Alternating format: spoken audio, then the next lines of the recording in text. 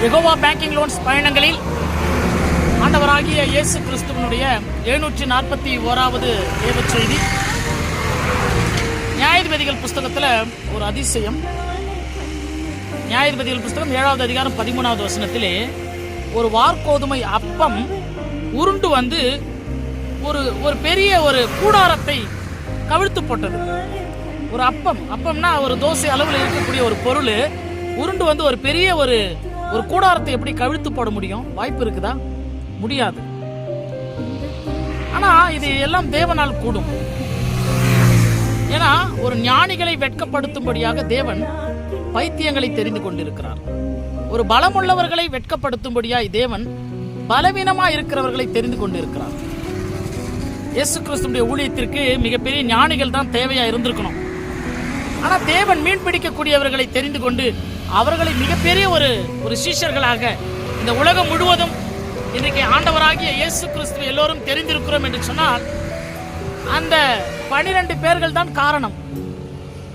ஆகவே கிறிஸ்துவனுடைய வல்லமை என் மேல் தங்கும்படி இருந்ததினால் என் பலவீனங்களை குறித்து நான் மேன்மை பாராட்டுகிறேன் என்று அப்போஸ்தலன் பவுல் சொன்னார்.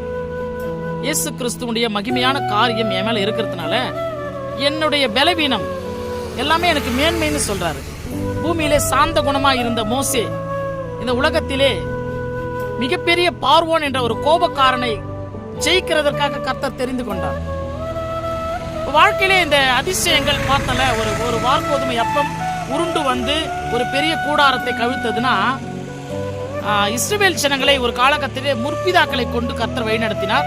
அப்புறம் நியாயாதிபதிகள் வந்தாங்க. நியாயாதிபதிகள்ல ஒரு சிறிய கோத்திரத்தாரால் இருக்கக்கூடிய மனாசே குடும்பத்திலிருந்து வந்த ஒரு கிதியோன் என்பவன் மீதியானியர் என்ற ஒரு மிகப்பெரிய ஒரு தேசத்தின் ஜனங்களுக்காக பயந்து கொண்டு ஒரு கோதுமை களத்துல தன்னுடைய கோதுமையை களஞ்சியங்களை சேர்த்து கொண்டிருக்கிறான். எந்த ஜனங்களுக்கு அவன் பயந்தானோ அதே ஜனங்களிடத்தில் யுத்தம் செய்யும்படியாய் அந்த கிதியோனை கர்த்தர் முன்னிறுத்துகிறார், தெரிந்து கொள்ளுகிறார். ஏறக்குறைய 300 பேர்களை மட்டும் வைத்துக் கொண்டு 1,35,000 வீரர்களை ஜெயிக்கிறதற்கு கர்த்தர் கிதியோனுக்கு பலம் கொடுத்தார். அப்போ அந்த அதிசயம் அப்படிதான் நடந்தது.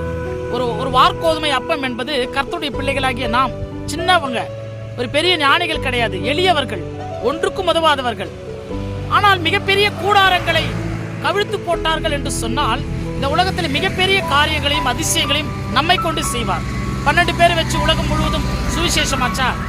ஒரு சின்ன பையன் தாவீது மிகப்பெரிய வீரனாகிய கோலியாத்தை கொன்றானா?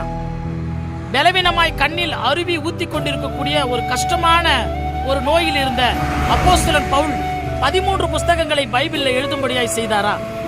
ஒரு சாந்த குணமுள்ள மோசே ஒரு மிகப்பெரிய கோபக்காரனாகிய பார்வோனை ஜெயிக்கும்படியாய் கர்த்தர் வைத்தாரா?